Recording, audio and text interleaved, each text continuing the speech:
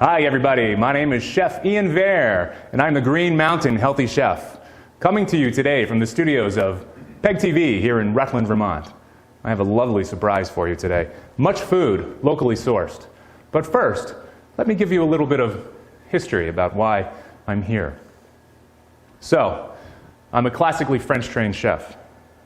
I've also been studying wild mushrooms for nearly 20 years. I do have a condition. It's called epilepsy. I can no longer work in the industry as I used to. However, I have much knowledge that I wish to share with you. Knowledge from the wild, knowledge from culinary school, and all of the experience in restaurants as an executive chef. So, today, I decided to bring some tasties, if you will, from the wild. It's early June. We just finished Morel season, a wonderful, sought-after, delicious, amazing mushroom. Not easy to find, but I have some with me here today. In fact, here it is. Here's more. I'll lay it down on the board. Maybe Chris wants to zoom in on that and check it out. I also have a large jar of them. They are not fresh. They are actually freeze-dried. And the freeze-drying process preserves all kinds of food for upwards of 20 years or more. So it's quite a process.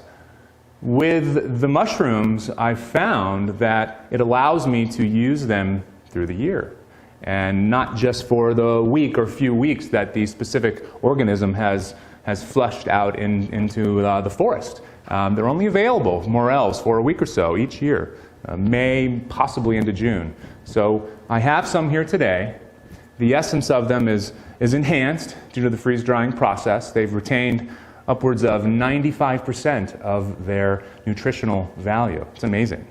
Okay? There are many ways to preserve mushrooms. Some people freeze them. Some people dehydrate them. There are parameters with wild mushrooms beyond how you preserve them. One, you have to know exactly what you're doing. It's not a game, folks. Safety comes first. If you don't know the mushroom 110%, there's any doubt, you always go without. That's the deal. Okay? I teach mushroom foraging workshops. Children come along. This isn't the kind of game to take kids into the woods frolicking and picking mushrooms, and no. I learned exactly how to identify that because of the tree that it's growing under, because of the time of year that I found it, the conditions. There are lookalikes to the morel. There's a deadly conifer false morel. Deadly. It grows in our area. I found one this year, in fact. Now, for me, it looks nothing like a true morel, a golden morel. Okay? The golden morel is hollow all the way through. The conifer false morel has chambers throughout. Okay? The color is very different. The false morels look a bit like a brain in structure. The true morels look like a Christmas tree. Now, it seems like they're very different, but sometimes a false morel can take the shape of a true morel. So it's very, very important that you don't just buy a book and say, I think I know how to do this, and you go into the wild and you start eating them. It's important to find a mentor, to source the appropriate information, to get the experience on how to find these things. It's no game. It is joyous to be in the woods. It's like every time you go fishing, you catch a trophy fish. That feeling of your heart leaping out of your chest. It's so elusive, yet it happens over and over and over again. This mushroom, I don't like to call myself an expert, but many people refer to me as such. This mushroom enthusiast enjoys the process so much that I left my career as a chef in restaurants, and now I work at farmers markets. I bring local food to our local community. utilizing mushrooms from nature. I go out and I find the old apple orchards. I look for dying elm and ash with a stream running near. Oh my gosh, there they are. So, enough said about that. Safety first. When in doubt, go without. An old man once said to me, "Young man, there are old mushroom hunters and there are bold mushroom hunters, but there are no old, bold mushroom hunters." Remember, folks. So, all this said, let's go on to the recipe that I decided to bring to you today using the golden morel. My grandmother is no longer with us. However, in the days of her life, she frequently made a dish that I will never forget. It was a gourmet macaroni and cheese, not out of a box, out of her soul, with love. She used a French method. At the time, I had no idea what French methods were until I went to culinary school and I learned about French cooking methods, French mother sauces. I no longer needed to go to the grocery store and find the macaroni and cheese off the shelf. I did need to get the pasta, because I'm not an expert at making pastas, and that's okay. But I did decide to relearn this recipe. At the farmer's market, I sourced the cheeses. In the wild, I enhanced the recipe with some mushrooms. It's fabulous. So, I began the day by cooking off my pasta. We'll supply the recipe at the end of the episode, folks. So if you'd like to write this down, it will also be on the website of PEG TV. I started the day off by cooking the pasta. Approximately 8 ounces, enough pasta for a small family of 4. Okay? Cooked the pasta, brought the water to a boil, lightly salted it, dropped the pasta in, stirred it so it didn't stick to the bottom. Cooked it I followed the instructions on the box, approximately 8 minutes. I didn't want a firm al dente, firm to the tooth. I want a soft pasta. I wanted to absorb all of the essence of the sauce that we're making. So, pasta's cooked off. I have it off to the side here. I cooked it, I strained it, I cooled it off, laid it to the side. Now, I'm demonstrating a French mother sauce today, folks. It's called a bechamel. Bechamel is a thickened milk sauce. For this recipe, 2 cups of local milk. Slowly brought to a boil. I'd like to emphasize the word slowly because on high heat, the sauce will burn and scald and will not bring a nice flavor to your macaroni and cheese. So slowly brought to a boil using a wire whisk. Meanwhile, I have some butter that I melted off to the side that I'm going to measure out. Now this butter is clarified. What's that? Clarified butter. It means that the milk solids have been removed. It's pure fat. You ever notice that sometimes you throw butter in the pan and it sparks up all over the place? Okay, that's not fun. If I was working with my son, I wouldn't want to burn him as I'm making the macaroni and cheese. I'd want him to be right next to me, learning how I'm doing it. So when you clarify, I slowly melted the butter, then I put it in the refrigerator. It separates. The milk solids go to the bottom. The fat solidifies at the top. Then I was able to remove all of the butter fat and remelt it, clarified. So for this recipe, 2 tablespoons of clarified butter. Merely melted. It does not have to be super hot.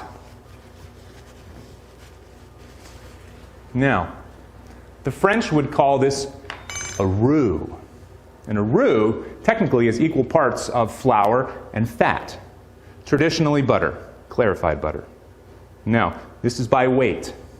Okay? Not necessarily by volume. Definitely not by volume, actually. So with this recipe, we have 2 tablespoons, which is approximately 1/8 of a cup by volume. Flour, And I decided to use gluten-free flour today. I also decided, I didn't mention, to use gluten-free pasta. Now, this can be altered. Some people, they require gluten-free. Others, it's not necessary. So this is a nice recipe because it can ebb and flow. So I have my butter, my 2 tablespoons, which is half of a 1/4 cup, mixed with my 1/4 cup of gluten-free flour. And I'm going to lightly mix this.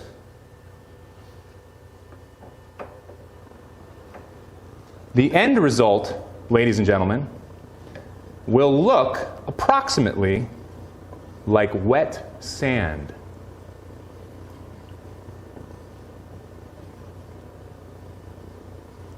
Not a thick, caked end result. Somewhat viscous. Okay, very nice. Traditionally using a wooden spoon. You can also use a spatula, a rubber spatula if you like. That's a thermal spatula. Now, my milk, it is necessary that the milk come to a boil before you add your roux, your flour and fat.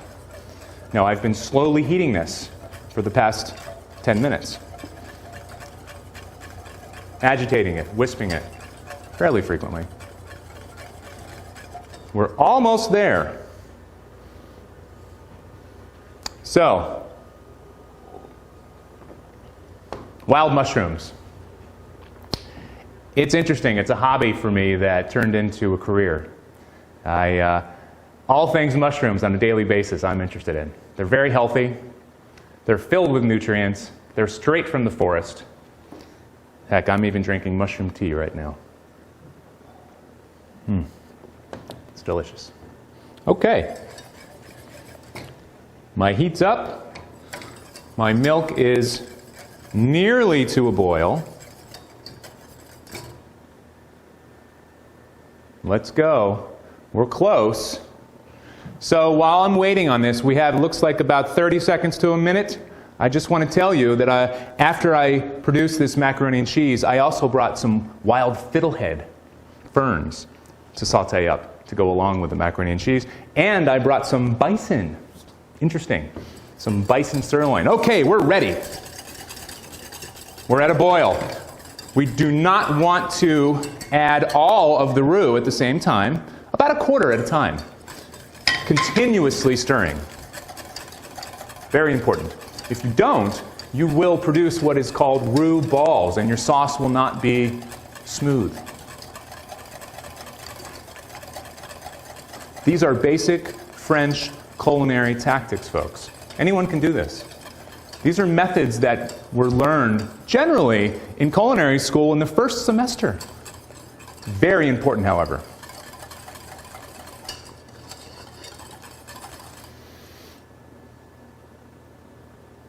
Okay, as soon as it comes back to a boil, we'll add another approximately 25% of the roux. Could be a little bit more. Now, this isn't a large amount of roux. It's only a few ounces. So, maybe it takes me 3 additions to complete the process here, rather than 4, 25% at a time. And that's okay. All right. It looks like I do need my spatula at this point, and I am, in fact, going to add all the rest. Wonderful.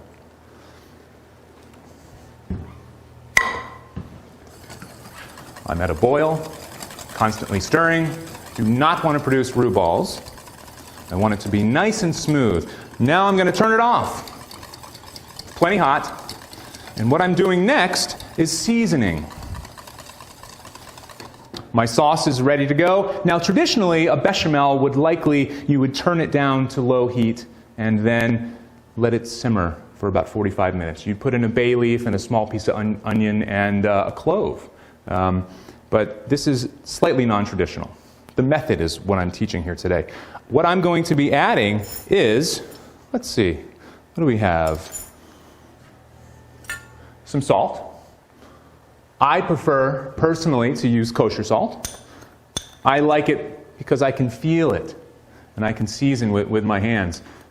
So I'm just kind of used to using that. You can use iodized salt if you like.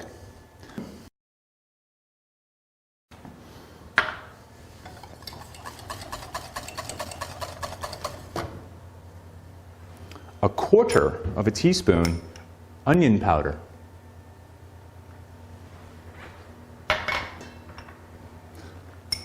Another quarter of a teaspoon garlic powder. And I brought some white pepper. You can use black pepper if you like, but I'm going for a white sauce, so I decided to keep it with white pepper. A quarter of a teaspoon white pepper.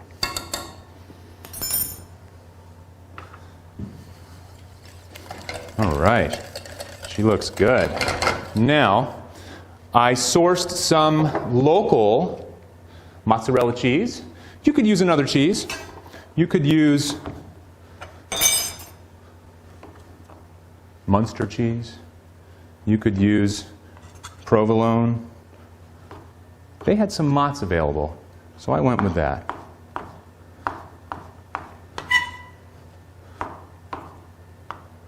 I have approximately 8 ounces of mozz. Now this is a very sort of stringy, cheesy, fun ingredient to work with. You can grate it if you like. I decided to cut it up with my knife, just to demonstrate a little bit of knife skills. And when you are using a knife, everyone, it's very important to curl your fingers. You want to curl them, and always keep your knife against that barrier there. And when you curl, you're sort of keeping the tips of your fingers underneath. You also keep your thumb back. So it's nearly impossible to cut yourself. It's almost like going as fast as you want. No, it's not a race. So don't challenge yourself to go as fast as you can. But some of us, in the chef world need to move along, and it's an important thing. But safety first. So safety-wise, it's an excellent tactic. Now I have, let's see, we have 8 ounces of the mozz that went in. I have 8 ounces of sharp cheddar, Vermont sharp cheddar.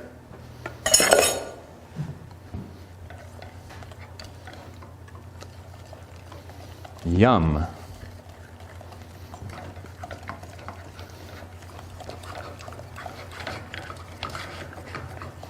A lovely cheese sauce. I have a few chunks in there, and that's okay. I could take a bit longer, but in the essence of time on television, I'm going to go right along with this. It's fabulous. Okay. Wow. Look at this.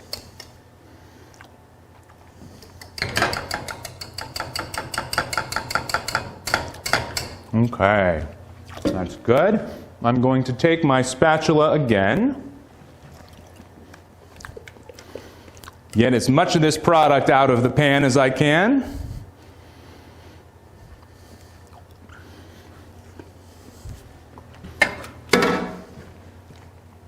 A nice mix. It's very cheesy, very flavorful. So this is nearly the completion of how my grandmother would have made this recipe, along with a finishing with breadcrumbs. Now it's interesting, so many of these ingredients I was able to get at the farmer's market, even the bread. Cheese, bread, fiddleheads were there. They were given to me by a vendor at the farmer's market. Okay, I have a casserole dish that this is going to go into. Very cheesy. Kids, you're going to love this dish. You know what's fun about this show? I get to share some of it, but I also get to take some home for dinner. Look at this. Shoot, I think you could possibly feed more than 4 people. Now, grandmother would use the fresh breadcrumbs. Chef Ian, of course, being the mushroom enthusiast that he is going to take wild mushrooms that I freeze-dried and ground simply in a coffee grinder. Not difficult. Morel mushroom Macaroni and cheese. Grandmother would be proud. Wow. Approximately a tablespoon of the mushroom powder. They are pungent, a lot of flavor. My breadcrumbs, I'm only eyeing this. My guess is maybe up to 2 tablespoons. Okay? More breadcrumbs than mushroom. Into the oven. 45 minutes to an hour, nice golden brown on top, and turns out lovely. Okay, let's see here. Let's get some hot pans going. We've utilized our mushrooms. Now I'd like to talk about fiddlehead ferns, which I also sourced at the Vermont Farmers Market. The ferns that we'll be using, fiddleheads, they are specifically from the ostrich fern. Now, to differentiate the ostrich fern from another type of fern, not too hard. It's a large fern, and you obviously don't want it when it's opened up. You want it to be curled up, like a scroll. And incurved, you'll look at a recess, almost like, think of a stalk of celery. Now, we don't want to chop down the whole fern. We have to think sustainability. Just like with morels or other wild mushrooms, you never take all. At best, I'll take half myself. Because with mushrooms, they're like the seed of the fungus that lives under the earth. They drop the spores. We need to make sure that we're going to have more mushrooms next year to get. Same concept with the ferns. Same concept. I will take 2 or 3 at the most per plant. I believe the spec is 2, believe it or not, folks. Now, these are growing generally in a wetland by a river. Differentiating quality of them, and you won't see it now, is a paper-like covering that's on them. So it's a brown paper-like. You don't want it to be fuzzy, okay? Brown paper-like, fairly large, recessed, pointing inward. There you have it. Now, much like all wild mushrooms, they have some levels of toxicity. It's imperative to cook them. You do not want to eat them raw. For these, I parboiled them, a minimum of 5 minutes. Some people like to go as long as 10 to 15 minutes. I find them to be a little overcooked when I do that. So 5 minutes, parboiled, ready to go. I'm going to saute them up. I have a little leftover clarified butter. Hot pan, essential. Sauté is one of the 12 standardized French cooking methods. High heat, little fat.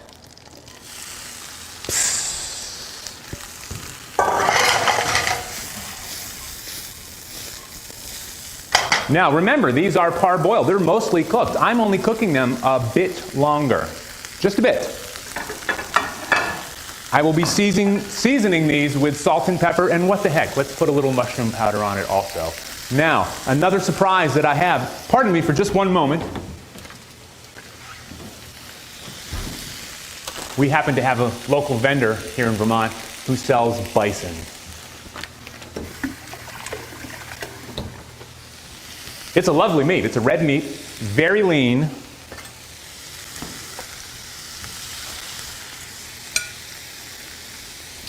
This is a bison sirloin.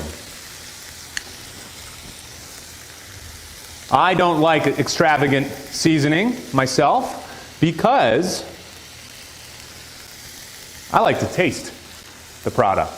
This is organic, locally sourced bison. Come on. Doesn't get too much better than that when it comes to red meat. So I simply have salt and pepper, and when it's nearly done, I'm going to add a little mushroom powder. I don't want to burn it. Again, saute. You can grill this. You can broil this. You could braise it and make a stew with it. It's lovely. But today, I'm going to sear it with the essence of thyme. Okay, fiddleheads are looking nice.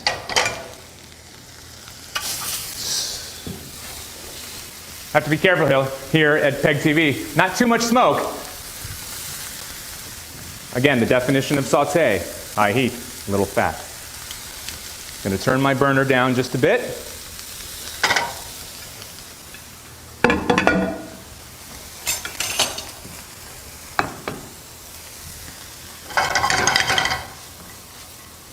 Yum.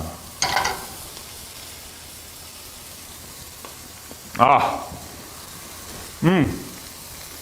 Almost a cross between spinach and artichoke, folks.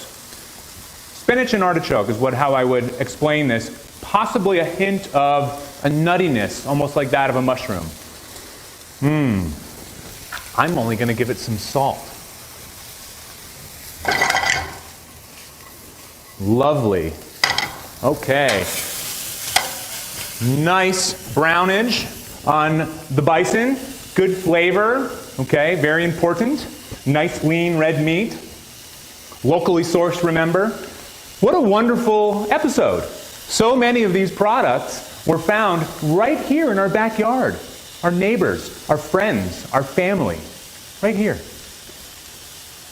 This is exactly what you can expect from me as I continue to make episodes of the Green Mountain Healthy Chef. Wild mushrooms, locally sourced ingredients, healthy cooking methods. In fact, in the future, I will even have the cost of everything. I'm even going to break down the nutrient ratios, fats, carbohydrates, proteins. It's going to be a lot of fun. So, let me grab, I'm going to work the magic of television. The macaroni and cheese is done.